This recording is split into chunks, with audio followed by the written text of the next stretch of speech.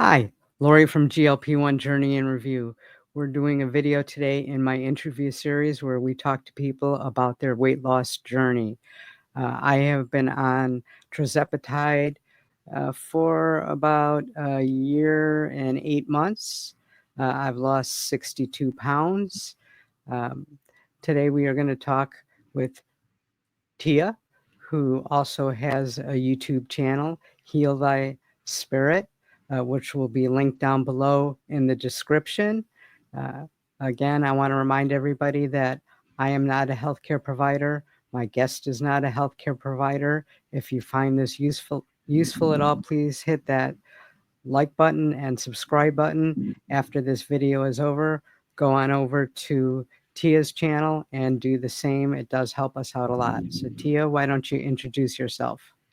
Hello, I am Tia. I am 46. I live in Denver, Colorado. I'm originally from Richmond, Virginia, and raised my kids in Maryland. So we came out here because my other half he works for the government and got transferred, and so we're empty nesters for the last 3 years.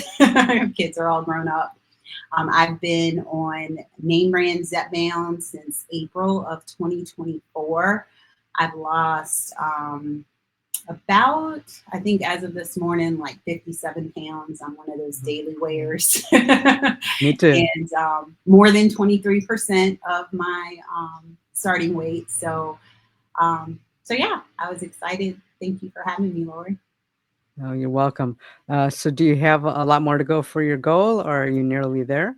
I don't know. I feel like if I don't lose any more weight, I'm totally fine with it. Where I am now, I've gone from like a size 22 to like a 10. That's great. And I'm comfortable here. But I think I don't really have a goal weight. Like I thought that I wanted to be 175, and because that's the weight that I remembered being in high school. And at that time I could stand to lose 10 pounds. So I kind of had a fake goal of 165 in my head. But, now that I'm so close, I mean, and when I look at myself, because I work out about 6 days a week, and mostly strength training. Cardio is cardio. So I look a lot better at 183 than I did at 175. So How tall are you? I'm 5'6.5". Perfect. So are you considering the medication for life, or are you planning on trying to get off of it? That's a good question. I actually, when I did an experiment, because I was kind of, hanging around, like, I think I hit the lowest around April. I got to like 185.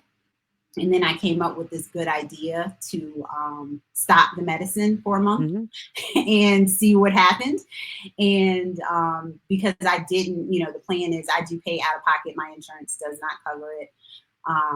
And I just recently switched to the vials. So, now I'm paying $500 a month instead of $550, but that's still a lot of money. But clearly it's something that, it's definitely a hormonal thing. It's not for lack of trying. I mean, I have tracked my food for years. I have exercised for years and could never get under like 220 pounds. Like that was great. I even had, in 2011, I had lap band surgery, and I did get down to 188, but by 2014, about 2.5 years later, I had gained it all back and then some. So like my highest weight ever was about 275. And I've been overweight pretty much my whole life, ever since I was a young child. I don't know what it's like to live in a thin body. So yeah, I don't know. Jury's still out on that. I don't know if I'll probably stay on it forever, but maybe lower doses or stretched out doses. So, we'll just see. Have you ever considered compound, or are you one of those that have to be name brand? I'm a rule follower, and I'm not against compounds. I'm just a scaredy cat, which is why it took me so long to even try using the Eli Lilly vials. because I simple, easy, anything that's just easy. Like I'd rather pay for convenience, as long Mm-hmm. as I'm able to. I can't Right. say, that I wouldn't. I mean, I considered it. I did, click some links and I looked into it.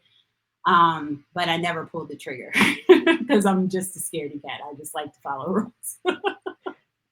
So what was that aha moment that made you try a GLP-1 medication?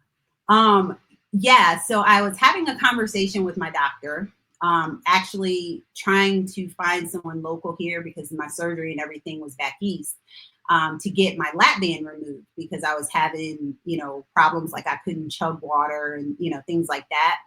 Because it still definitely works. I don't have any saline in it now because, again, my insurance won't cover that being removed because that is also not medically necessary. This foreign object in my body is not medically necessary. Therefore, they won't pay to get it removed. And she, broached the subject. She was like, "Have you ever thought about medication?" And I said, "Absolutely not." Like I was just one of those people. Again, a rule follower and being conditioned my entire life that you're just not working hard enough. You're just eating too much. You're not moving enough. And I just had that drilled in. And it was funny because it was about the time that Oprah did that first special. And I'm not Mm-hmm. like, leave it or take it. I'm not like a diehard Oprah fan that, everything, but, you know, if she has something, I might watch it if it's interesting. And it was in my like save to watch laters when I saw that it was out, basically because of the title, but I never watched it. And then once I had that meeting with my doctor and she suggested it and she sent me the list. I literally had never heard of this. Was 2024 and I must be Mm-hmm. living under a rock because I didn't know what a GLP-1 was. I had never, like, I've heard the word Ozempic, but I didn't know what it was. Like I literally was clueless. And so then I did a deep dive into YouTube. I watched that special. Finally, I was like, okay, well, I'm just going to make the time. I didn't know it was about GLP-1s. I just knew that it was, I'm like, okay, I'm in this space. Let me figure out what other people are doing. And I watched that. And then I opened my mind a little more to, the reality of, okay, maybe this is a disease and maybe I am suffering from it, considering that, I'm not one of those people that used to be thin, because I think that people are obese for different reasons. I do Mm-hmm. think that obesity is a disease. I do not think everyone who is obese has the disease of obesity. But I do think it's a real thing.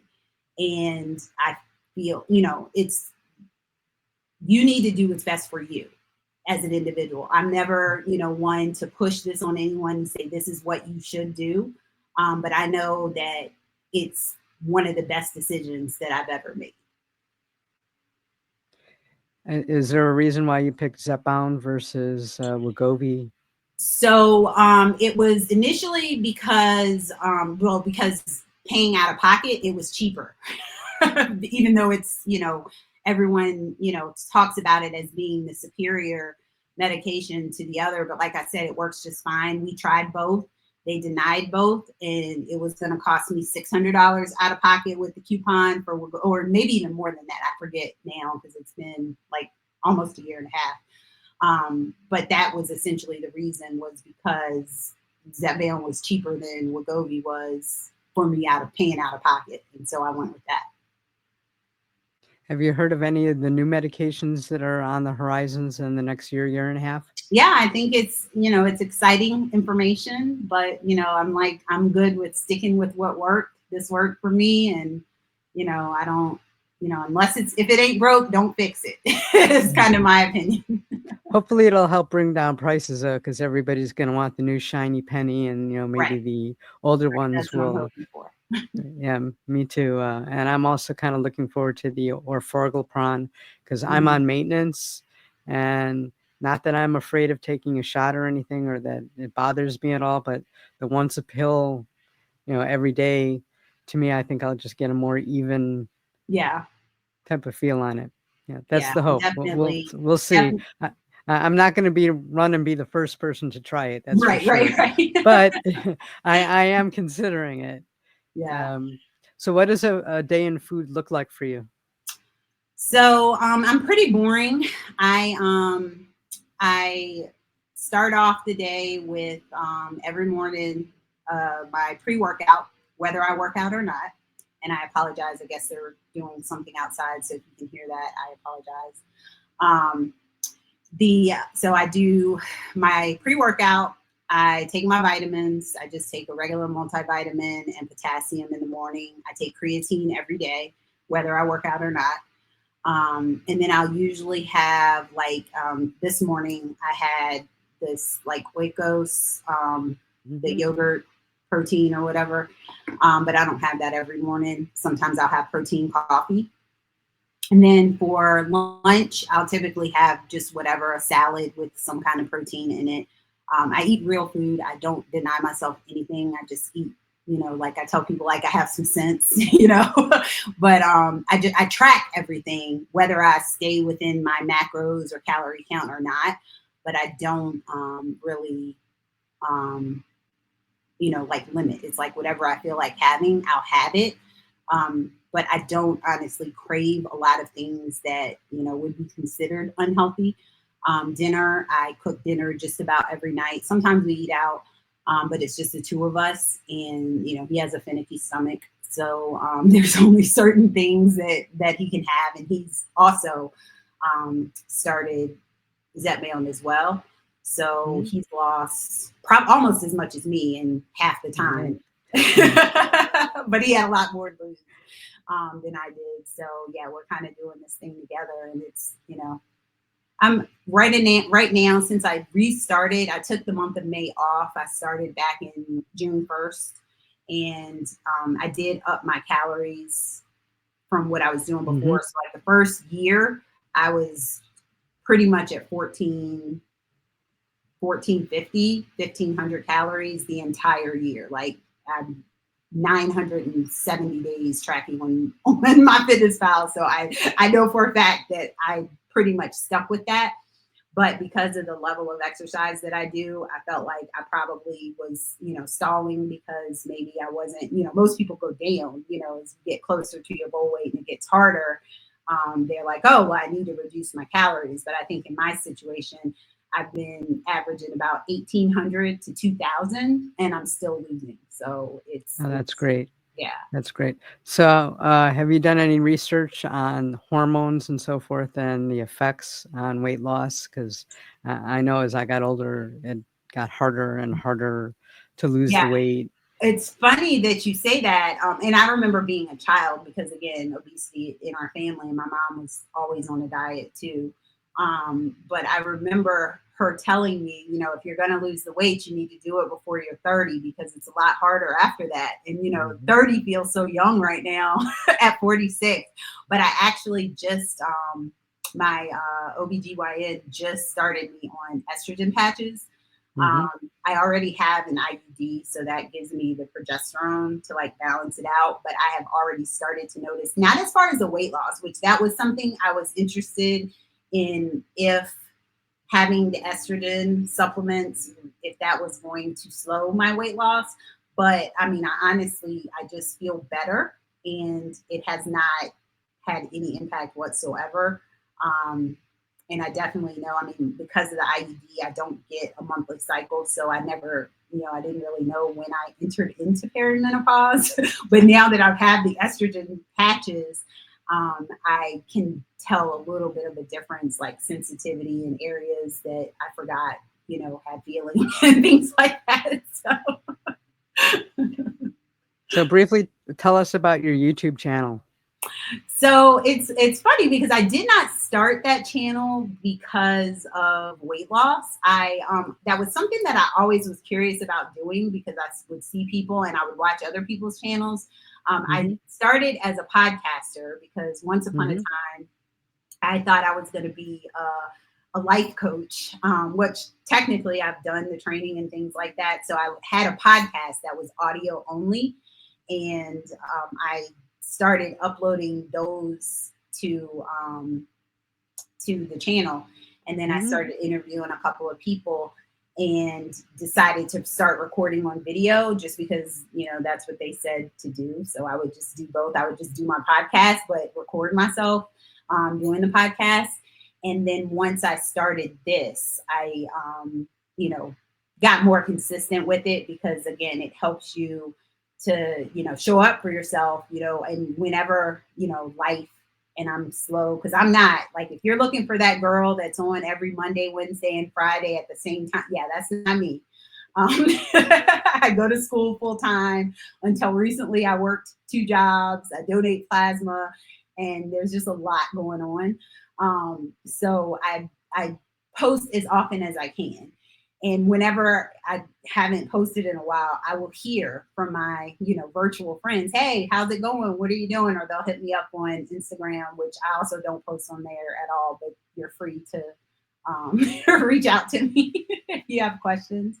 Um, but yeah, that's how I ended up. And I when I posted the video about taking a break off of Zepbound, I guess Mhm. people liked watching that one, and so I started getting a little more traction, and YouTube started showing people my videos. So I'm trying to pick it up and get a little more consistent with it.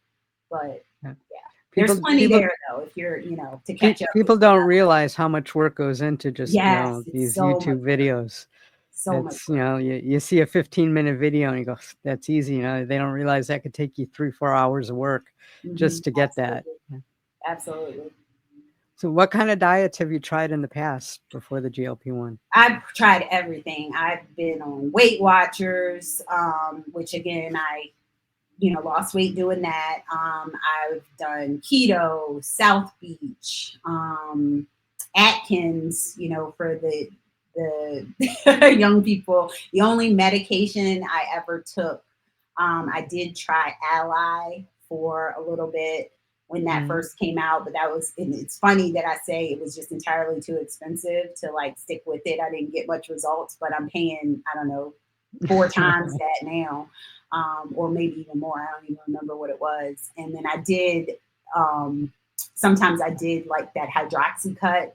I would Mhm. get those at the drugstore, but very like that's pretty much it as far as medication. Like I really was like I just did not believe that this was something that like I always thought it was cheating. Like I bought into the hype that everybody what everybody was saying and telling you, but you don't know it until you're in it. You don't really know how much more difficult. Honestly, I think it's might be harder than just doing it the natural way, so to speak, because we're doing all the Mhm. things that the people, who are so proud, and they should be proud of, the things that they've accomplished without medication. But, in that same note, we're doing all those things too. And then having to deal with the stigma of taking the Mhm. medication, the cost associated with it, and still the diet and the exercise. So it's a lot. It's a lot. Have you changed your relationship with food? I think I did a lot of that work prior to. I was one of those people, and I think, honestly, and I'm not saying this, lightly, but I think that I am undiagnosed ADHD. And so Me too. I'm one of those people that when I get in a zone, like I would have to set timers in my phone to remind myself to eat. I do have food noise now that I've been on Zepbound. I understand what food noise is and recognize that I have it. But prior to, there would be times where I would go the entire day without eating. And I would always say, I don't eat that much. I don't understand what the problem is. I don't really eat that much. But I was always thinking about food. I love food, especially delicious food. And that has not changed. I'm fortunate in that I haven't really had any side effects. My taste buds have not changed. All the things I loved before Zepbound, I still love. Um, and, I don't always want it as often, like I do drink, but I didn't drink a whole lot before. Mhm. But when I go out and have a drink, um, it doesn't, I don't get sick or anything like some people do. I drink a lot less wine. Used to pretty much have that on, in the house all the time. Not to drink like every day, but a lot more often. Like I honestly don't think I bought a bottle of wine in the last year. Like it just hasn't occurred to me to do that. But yeah, to answer, I've done a lot of the mental work prior to and the heart work before I was introduced to Zepbound. So yes, Zepbound I think has definitely helped me recognize that. But yeah, I've the same ups and downs that a lot of people like us have experienced. I definitely have experienced that my entire life too. You work out a lot, so tell us about, your workout routines and so forth. Yeah, so I started, well, I've always liked exercise. Mhm. It's just that I wasn't very good at it. Like I never played sports. I was on the flag line, like the color guard in high school, in like 11th and 12th grade. But and I was in Marine ROTC. I almost went to the Coast Guard Academy, but didn't. That my life took a different path. And so exercise was something that always, when I did it and I got into a routine, I liked it. But then you don't stick with it long enough to, and once you get away from it, it's that much harder to get back on to the routine. So I actually went to a retreat in like 2021, I think. That one of my it was she was a fitness instructor, but I met her through a different channel in my whole life Mhm. coaching era. And she had a retreat in Florida. I went to that retreat, and there was another fitness instructor at that retreat in person. And I, signed up on her YouTube and started working out with them on Saturdays. It's Fit Squad. I talk about her sometimes on the channel. Kirsten Quick Fit. She has a YouTube channel too, and started doing that. And again, it's all about community. When she would, if I would miss too many days, she'd be messaging me, "Hey, where are you? How you been?" And that's kind of stuck with it. But so I do that pretty much as I started to lose the weight and started to get leaner. It became not as difficult for me. So I signed up on the Trainwell app to do that. So I pretty much, and I do that. I have 4 workouts, strength workouts. It's like a virtual trainer, and she creates a program for me that changes up every month, because that's another part of it too. Like I don't like to do things that, like when I get bored, I move on. And so again, I think that's the ADHD portion. That's just like Mhm. I go all in, everything, all the things until I don't. And so this I've been able, like I said, probably since I met Kirsten in 2021, I've been consistent, minimum 3 workouts a week. But now it's pretty much every day except well, no, not every, because now I do Zumba on Wednesday night. So I pretty much work out every day. I do strength 3 to 4 times a week, and then we have kickboxing Friday morning, and I go to Zumba on Wednesday nights. Do you work out in a gym or at home? So I started at home. Kirsten's workouts are all on YouTube or Zoom. So I just, my collection of workout equipment is growing. And then I started using the gym downstairs. I live in an apartment building here in Denver because Mhm. we still have our house back in Virginia. And when I figured out what I knew what I was doing, I realized the gym downstairs doesn't have everything I need. So I just joined a real gym. And so I go there twice a week and, have the Zumba classes there. And that's pretty much, it. But like that's like my favorite. I know that's not the thing that most people say in our community, but I Mhm. love exercise. Like I don't even feel right on the days that I don't do it. And that was even when I was a big girl. So I don't know if you've been going to the gym long enough, but the gyms that I go to, I'm seeing them slowly change, like their aerobic and their treadmills and bikes and stuff. They're getting just a few less and a little bit more strength training machines. I don't know if you've noticed that, or you've been going to the gym long enough to notice. And I kind of wonder to myself if the GLP-1 has anything to do with that. It's funny that you say that though, because everyone is getting on the GLP train for sure. Because there's an app. I use 24-hour fitness, and the app Mhm, for me to check into the gym. It also has workouts that you can do at home, and they mhm, have workouts branded on there that are called GLP-1 workouts. And I'm like, I look at them and I'm like, this is like anybody like these are just regular strength training workouts, like, but they're calling it that to attract people who are, because they know more people are in the gym, because people are saying you don't want to lose your muscle, you don't want to lose your muscle. And so yeah, I definitely think that that's something that, everything's being impacted. My son is a financial person. I don't know what his job title is, but he works for Charles Schwab, and he's mhm, always sending me like news about, because he's watching the markets and how many industries, not just the pharmaceutical industry, but how mhm. many industries are being impacted financially because everybody's losing weight.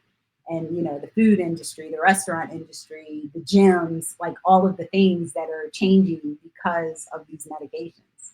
Yeah. Absolutely, like, I went to the grocery store today, and I was, just going down the aisle, and, and they've got that, for GLP-1, or somewhere in there on their label, and it's the exact same product. They've just now Mhm. stamped it with that GLP-1 Yep. label. So, knowing what you know today, is there something that you would tell yourself, when you were thinking about starting this? Any advice you would give yourself? I only wish that I had known about it sooner. Like, it's just a kind of, I do believe that everything happens for a reason, and that in the Mhm, timing, I talk about all the experiences I've gone through. I don't think any of that's for waste. But I think that, if only I had watched the news a little bit more and knew what all these people were talking about, maybe, maybe sooner. But, it's never too late. That's it. It's never too late. You just gotta take that uh, first step and do the absolutely. things. That's it. What do you think social media's role on the GLP-1 community is? I think it's hit or miss, because, and part of why I didn't know a whole lot about these medications is because I'm not one that's like on it. Like, there was a time when I was on Facebook all day, every day. And, I was hesitant to move over to Instagram because, I just didn't understand how it works. My kids made so much fun of me. And I'm not on TikTok. I refuse. Nothing against, no shade against the TikTokers. I just, I got too much going on to to find something else to suck up my time. But social media, I think, is definitely, you see it all sides. You see the people against us. You see the people with us. You see the people for us. And I mean, I think that, it's good and bad, just like with anything. With anything, just be careful of what don't believe everything you see online.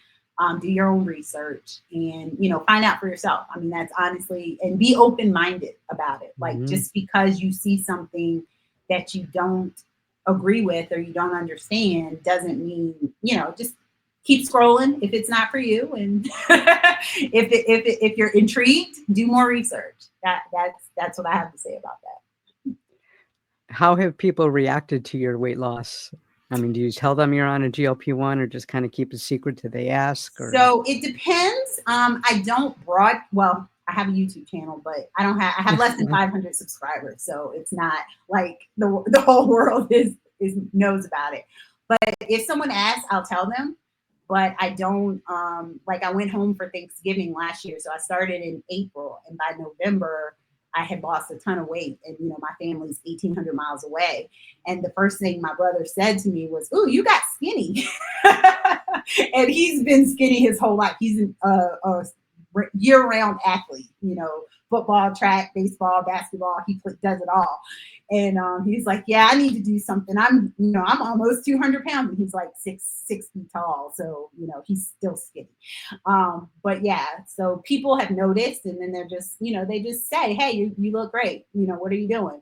I haven't really had much negative. I've gotten a couple of negative comments, on YouTube, of course, but nothing, too drastic.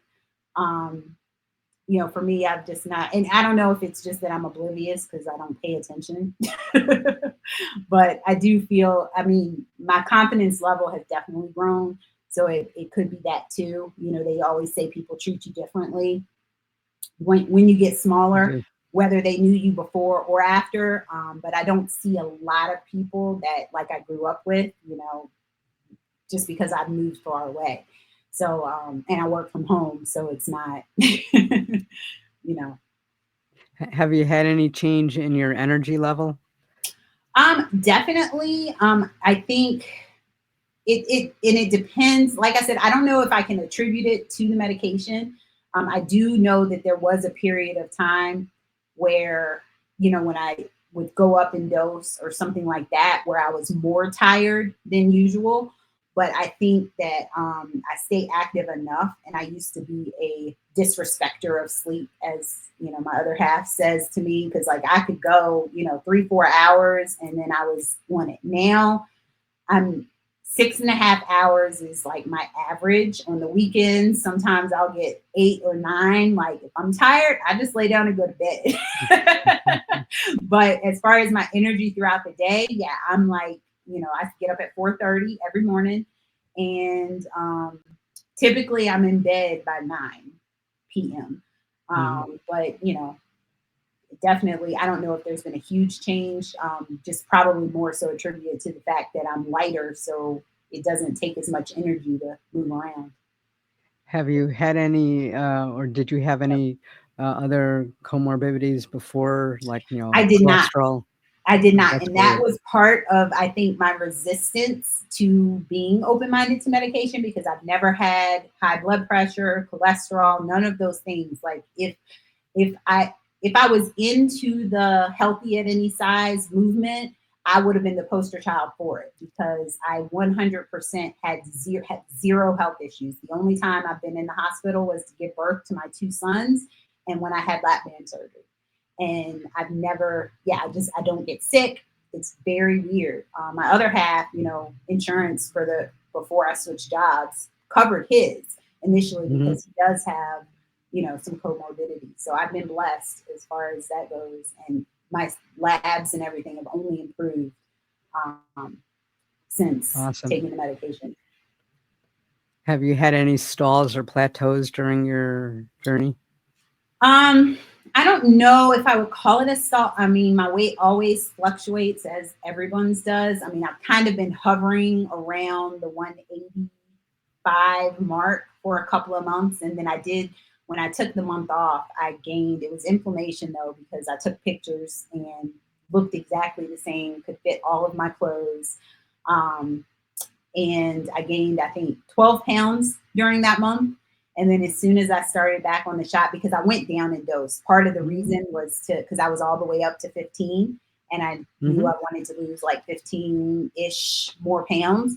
So I went off for a whole month to get it out of my system. And then I went back on 10, and Oh, that's have been losing to 10. I'm just about 3 months I've been on 10. So I'm just going, my new order is for 12 and a half or 12.5, mhm. which I'll start. And I'm now toying with the idea of splitting that. So I'm doing um, Monday night and Friday morning, half a dose, Mhm. um, to kind of just play with it, because I can now, now that I have the vial, and people have found success with that. I monitor it on the Shotzi app. So I found when my levels are right around 12, 12 and a half to 13 is like when it's like normal, where I feel like I can eat. There's never days where not since the very beginning, where I just felt like I couldn't eat anything. Um, but I like you were mentioned in the beginning, the idea of being even keeled. So, Mhm. I pretty much look at an average. So there might be a day, close to shot time, that I didn't have an appetite. And then I just kind of make up for it in the end of the week, when I do have an appetite. But I like, you know, standardization. So I think that, this Absolutely. helps to, just kind of be the same every day. Absolutely. So, what do you do to motivate yourself when you just don't feel motivated? Yeah, motivation is definitely not a strategy. There is an episode prior to my weight loss journey on that on my channel from the podcast. But yeah, I am one of those people that I am self-driven. So like, yeah, Mhm. of course it feels good to have somebody give you accolades, but I am just one of those people that I want to be the best at everything I do. I'm shy about it. I'm not going to tell you like I'm telling you because you're asking me, but I'm not Mhm. going to tell you, at work or whatever. But I want to be number one at everything I do. Like that's just the problem I have. And so it works out really well when you're trying to accomplish goals. And this weight loss thing was the one goal that I could never accomplish until now. So, but some days you just don't have it in Mhm. you, and I just don't do it. Do it. If you're tired, just don't. That's my advice. When you're not motivated, take a break and then restart. It'll come back. What was your biggest surprise, when you started taking GLP-1 medication? Like, for me, it was the clarity because I didn't have the food noise. Mhm. I think that it actually worked. Like I'm skeptical because you've tried when you spend, especially when you're older and you've done spent decades trying to find something that works. The fact that it did is just it's mind blowing. Another surprise thing is that I have eczema and I've had zero outbreaks. Since starting the medication. Like I typically would only get it on like my arms because even before I like now I have a little bit of muscle there, but but before, even when it was all flabby, I just tank tops is like my go-to. I didn't care. I just if it's hot, I'm wearing a tank top, and I would the sun, I would always say I'm Mhm. allergic to the sun. And my son's like, stop saying that. But turns out I had eczema, which I found out is an inflammatory disease, which I didn't know. I just put the cream on and let it go away.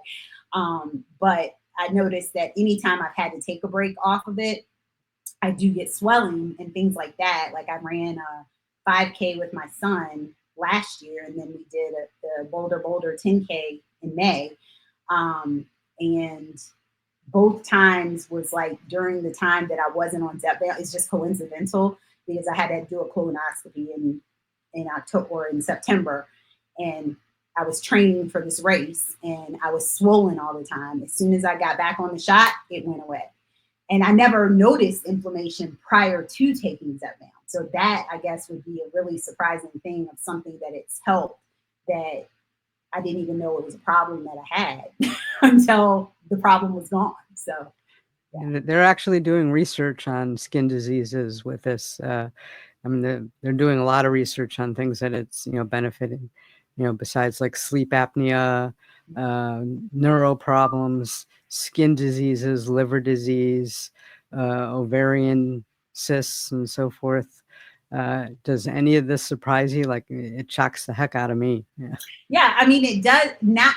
I think the fact that it's like it is almost like people call it a miracle drug, and Hmm. and I do believe and then there's also that debate between people who are religious and saying that you're not relying on God, and I feel like God created these scientists. I don't know, Right. not Absolutely. pushing it one way or the other, whatever you believe, not pushing my beliefs on you, but this is a miracle, that for whatever reason that it's help, and it may not be for everyone. That's not what I'm saying, that it is a Right. cure all, but for those who need it, whether it be for obesity or diabetes or sleep apnea or inflammation or ovarian cancer or whatever the thing is, I'm cheering them on. Yeah, keep doing the research, keep doing the tests, keep figuring out all these things, the brain health, all Hmm. the things, because 100% we all know that it does something to your brain,